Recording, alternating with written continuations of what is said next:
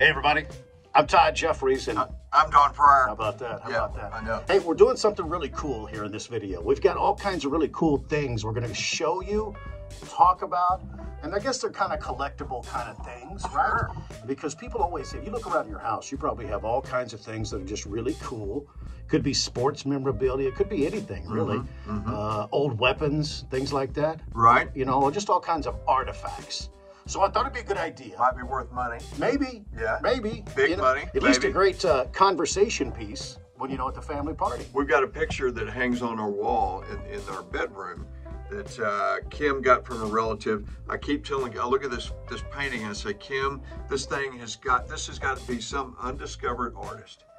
This is probably our retirement. You really? Painting. It just has that look to it. I don't know what it is, but it has a look where it would be an undiscovered artist, and I always tell her that is probably our retirement hanging right there. And this is something you picked up at TJ Maxx. Exactly.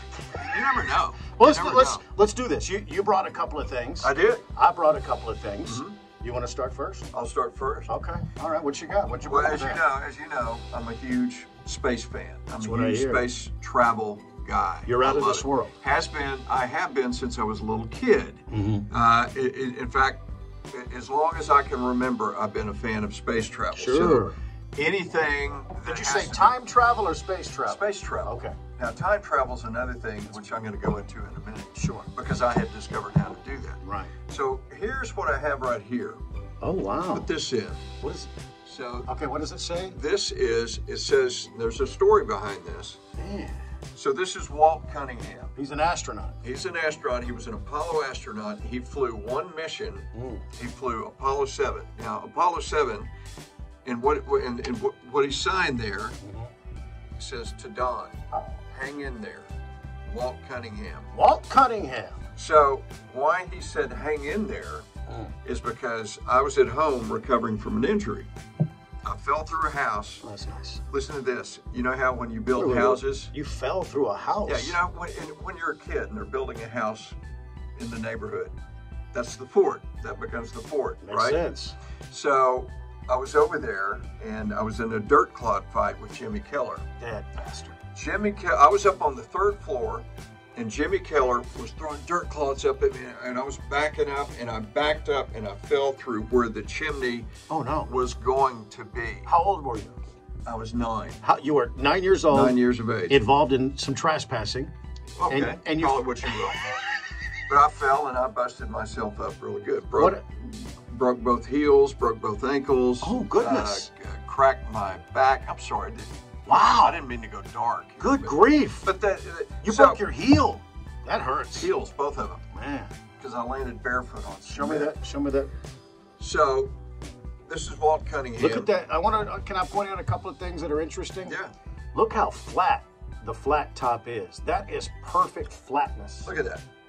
There. Oh, yeah. That is 0, 0, 0 dialed in on tabletop flatness right there. You could land a plane on that. You could. Or a helicopter. Or a rocket. Yeah, for that matter. Elon Musk could land on that head. Probably could. So anyway, that's the story behind To Don, hang in there, because I was home and so that's how he signed it, and it was given to through my dad from somebody at NASA. But Walt Cunningham flew on Apollo 7. That's cool. Which was the first manned Apollo mission. Now Apollo 1, that's the one that caught fire. Oh. That's where Grissom, White, and Chappie died. Yeah. So again, I went dark. I didn't mean to go dark. Well, that's all right. So that was originally. So this was the first successful manned Apollo mission. You know, how come people don't name their kids Walt anymore? You don't hear young people naming their kids. Right. You know, you have a kid, you're in your 30s now, you know, and nobody's using the name Walt. I'm going to take time out for a moment from Emerald Waterways. How about that? They're not a sponsor. Can I bring something up too? Because I knew you'd like it. I thought I'd bring something space related as well. By the way, we're going to let this thing go today for $150,000. No. Bids start at $150,000. No, we're not doing that. $150,000. I brought something space related too. Did you really? I did, because I thought you would enjoy it. Okay. All right. And by the way, I look shorter than you. Lean in. Here it is. That right there is a Corvette You're damn right it is. that belonged to Alan Bean. Now, Yes. back then, Corvettes were given to all the astronauts. Yes. They would pay $1 to drive the car for a year. Yep. This one he drove for a year. I can't recall the year. Somebody watching could tell us In the year. 60s or probably early 70s. I think it was Well, a what year- 67. what year I think it was a that- 67 or 68. I could be guessing. I'm That guessing sounds on right. that. Sounds right. Well, he turned the car in. And a close friend of mine recently bought this car. It was on a parking lot, used parking lot, dealership parking lot here in town. Wow. And it is still here in town, and he took it down there to take some pictures, basically. Very cool. Yeah, this is a really cool space astronaut Corvette that was driven by Alan Bean for a year. That's what. So there was a dealer in Houston. I can't remember the name of the dealer. Do you know the dealer? I do not. Because they basically, this dealer would give all the astronauts at the time a Corvette. How about and that? They had a deal. You know, the astronauts themselves were not making a ton of money. No. They weren't. But of course, It was cheap labor at the time. there was Everybody was an astronaut back then. a hell of a lot of perks. What do you mean? And this was one of. So yeah, these Corvettes. That's That's a collectible. That was a big deal. Yeah. And to own one of these. So I wonder what kind of shape this Corvette was in when he found it. Perfect. Oh, it was. Perfect So mint it- condition. well Yeah, maintained. it's been well maintained. That's very cool. This vehicle is in town. Yeah, it's right here in town. Wow. How about that? Wow. Now Yeah. that's a buddy of mine's car. This isn't my car. This is somebody I know. So I thought I'd bring it in just to show you. I thought it was pretty cool that you could see this around town, driving around town occasionally. Yep, they all How had about them. that? I don't know if anybody does that for the astronauts now, but this was back when astronauts were household names. Now you said there were some interesting perks. Yeah, the Corvette. Yeah. What other perks do you think astronauts of the 60s and 70s had while living in Houston? Oh, well, I bet they didn't pay for dinner anywhere. No, if you had an astronaut at your party, you could write your own ticket. It was the party to go to. Write your own ticket. Just Yeah. like that. Yeah, so the astronauts, I mean, they you know, anything they got, you're right. I'm sure they never had to wait for a table, never had to pay for dinner, on and on and on. Of course, those guys like to have a lot of fun. You know what I mean? What do you mean? Well, Like drinking? they weren't exactly the most faithful. Oh, come on now. Well, Some of them let's are not still go- alive. let's not Come on, go- let's don't go there. Why do you have to go there? Okay. What else you got? You brought in something else? Also space related. Okay. So this is something I'm pretty proud of. So Apollo 11, the one that went to the moon. Right. The one that the Allegedly. First, the first, here you go. Allegedly. The first one that landed. Allegedly. Armstrong, Buzz Aldrin. Allegedly. So what we have here, ladies and gentlemen, Oh, what is it? Is that a piece of aluminum? that looks like just a foil? piece of foil. It looks like something maybe just from a candy bar, right? It does. It Just does. something- Look, I'm gonna put my glasses on. maybe the Willy Wonka golden.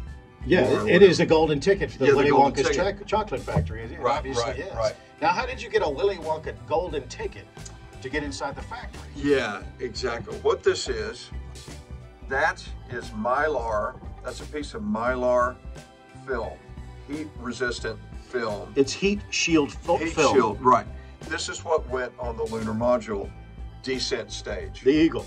The Eagle. The Eagle has landed.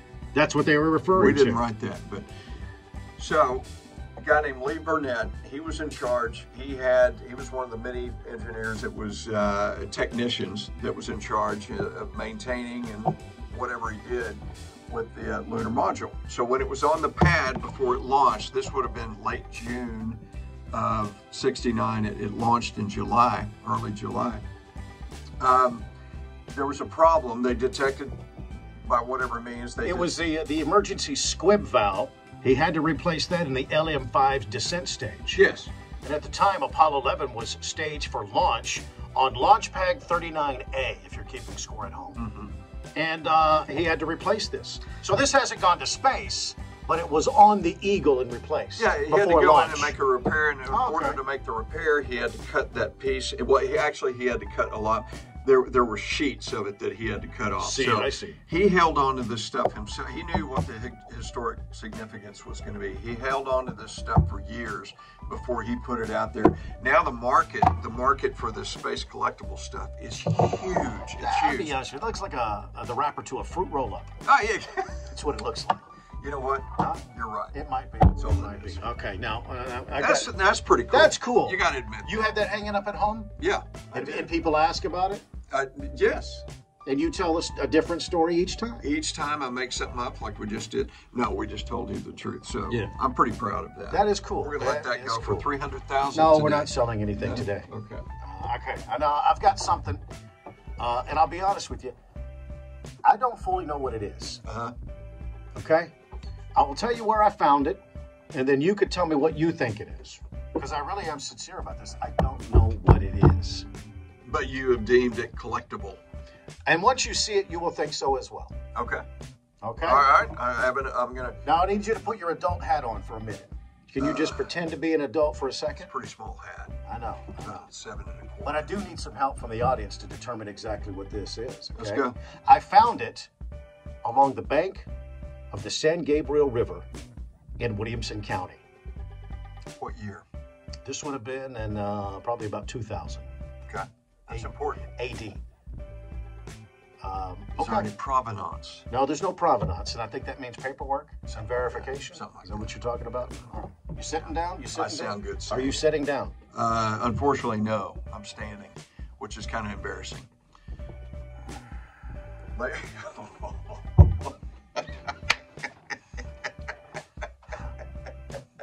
So. Oh, wait. It goes like this. Okay. Yeah. What? Yeah, I'm asking the same thing. Wait a minute. Huh? What's that? I don't know. Is that bone marrow? I don't. Is that like it actually looks like a piece of pink granite. That's granite. It looks like pink granite. Or it's petrified bone marrow. I think it's pink granite. That's what it looks like, because it's kind of got a little sparkly thing to it, like pink granite does. Yeah. That's just a little rock of pink granite that's wedged inside there. Now, obviously, this is some kind of bone. Okay. Obviously. The question is, what kind of bone? What kind of bone is this? Mm-hmm. Found along the banks of the San Gabriel, near the Jeffries compound, Freedom Ranch. It's some kind of bone, is what it is. That would be a pink granite bone spur in medical terms. Right. But that is, you touch it. Does that look like pink granite to you? That's a big ass bone. Thank you. Thank you. And I'm not bragging, but it is a large bone. Now, is this? I don't know. I assume it's a cow. That was my first thing. But along the San Gabriel River, all through Williamson County in the San Gabriel, there's all kinds of dinosaur tracks, dinosaur prints. And this was in the ground, and it had that little chunk of pink granite shoved in it, like it'd been there forever. What the heck is a chunk of pink granite doing in this bone? Well, and the thing is, pink granite's not even from here. It's not even from here. It's not from here, is what he said. So my first thought is that this is a bone that belongs to a cow. But I've had people tell me, I don't think so. That's something else. I mean, if you look at it, it could be okay. Could be part of your arm. It could be this. You never know. Yeah. But the thing is, though, I know you want to go dinosaur. You want to go full dinosaur. There's no doubt. Never go full dinosaur. I think that's another story. But I think you're getting your bone marrow. Bone fragments there. Do you think it could be a dinosaur bone? No. The thing is, it's not petrified. It's not. It looks. It's got to be petrified. Yeah, because the dinosaurs died at least 200 years ago. I think it's at least 200 years ago. Yeah, at least. So. Well, whatever it is, whatever you think it might be, please post some comments here. But you have deemed it collectible. You want it, don't you? I want your damn bone. No, you don't. I'm sorry.